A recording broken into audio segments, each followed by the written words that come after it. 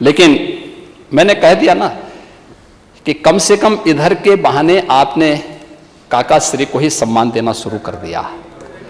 और शिवपाल जी, सचमुच में जब आपको देखता हूं तो मुझे महाभारत का दृश्य याद आने लग जाता है।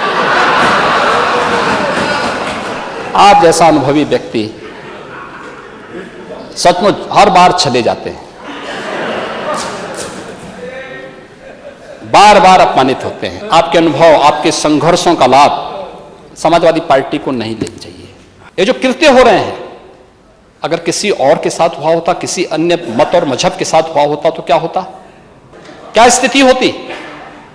यानी आप जिसकी मर्जी आए वो हिंदुओं का अपमान कर ले, जिसकी मर्जी आए वह शरारत कर ले, अपने अनुसार शास्त्रों की विवेचना कर ले। आप पूरे समाज को अपमानित करना चाहते हैं। लेकिन मैंने कह दिया ना कि कम से कम इधर के बहाने आपने काका श्री को ही सम्मान देना शुरू कर दिया। और शिवपाल जी, सचमुच में जब आपको देखता हूं तो मुझे महाभारत का दृश्य याद आने लग जाता है। आप जैसा अनुभवी व्यक्ति सचमुच हर बार चले जाते हैं, बार बार अपमानित होते हैं। आपके अनुभव, आपके संघर्षों का लाभ समाजवादी पार्टी को नहीं लेना चाहिए।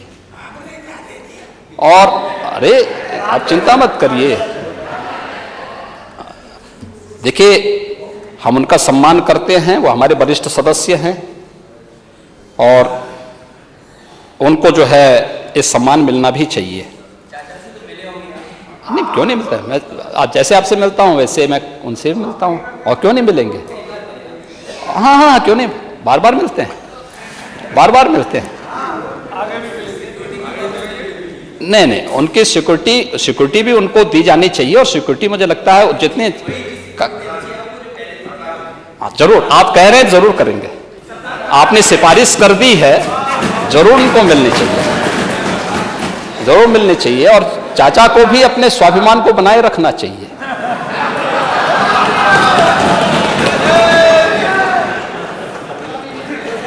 महोदय, लेकिन मैं एक बात जानना चाहता हूँ। सैर पे भी कह दीजिए, सैर पे। महोदय,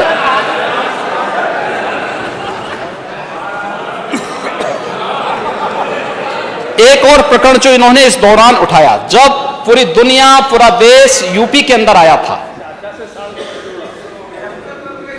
हाँ, आपने आखिर क्यों इतना उनका अपमान कर रहे हैं? मुझे इसीलिए लगता है, देखिए मैं सही बता रहा हूं, मैं जब शिवपाल जी को देखता हूं, वो बेचारे सम विषम परिस्थितियों में जिस उसके साथ रहते हैं, उनको देखता हूं तो मुझे महाभारत का दृश्य याद आने लगता है।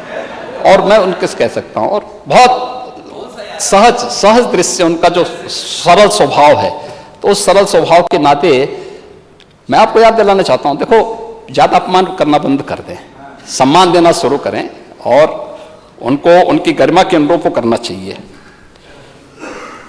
महोदय, एक कुछ प्रकरण जो इन्होंने जानबूझ करके उठाए उत्तर प्रदेश के अंदर, ये खास तौर पर जैसे ही ये शुरू हुआ ग्लोबल इन्वेस्टर समिट का, और पूरे देश के अंदर, दुनिया के अंदर हमारे वरिष्ठ सहयोगी मंत्रीगण की टीम जाने लग गई रोड शो के लिए, तो उस समय समाजवादी पार्टी ने अपने यहां से फिर एक नया शगुफा छोड़ने का प्रयास किया। और था मध्यकाल के एक बहुत प्रसिद्ध धार्मिक ग्रंथों को लेकर के, श्री रामचरितमानस को लेकर के, तुलसीदास जी को लेकर के। महोदय, संत तुलसीदास जी ने जिस कालखंड में रामचरितमानस की रचना की थी,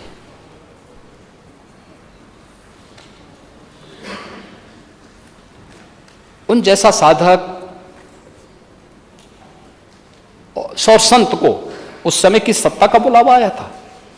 अकबर ने उनको बुलाया था। तुलसीदास जी ने तो एक ही बात उनको कह दी थी कि हम चाकर रघुवीर के पढ़ो लिखो दरबार, तुलसी अब का होई गे नर के मनसबदार। बहुत अच्छा संदेश दे दिया था उन्होंने। और उन्होंने कहा देखिए हमारा तो एक ही राजा है, वो राम है, बाकी राम के अलावा मैं किसी को राजा नहीं मानता।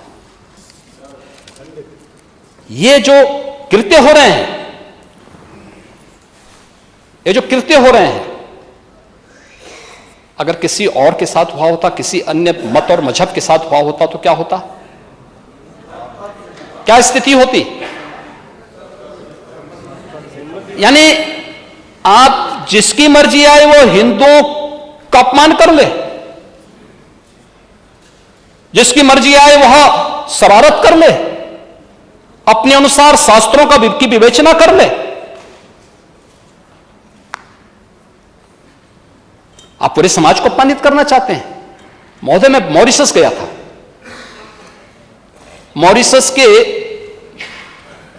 प्रवासी भारतीय दिवस के कार्यक्रम में मैं गया था। पूर्वी उत्तर प्रदेश और बिहार से पौने 200 वर्ष पहले जो लोग गिरमिटिया मजदूर बनाकर के वहां गए थे, आज वे लोग राष्ट्राध्यक्ष के रूप में हैं अलग अलग देशों में।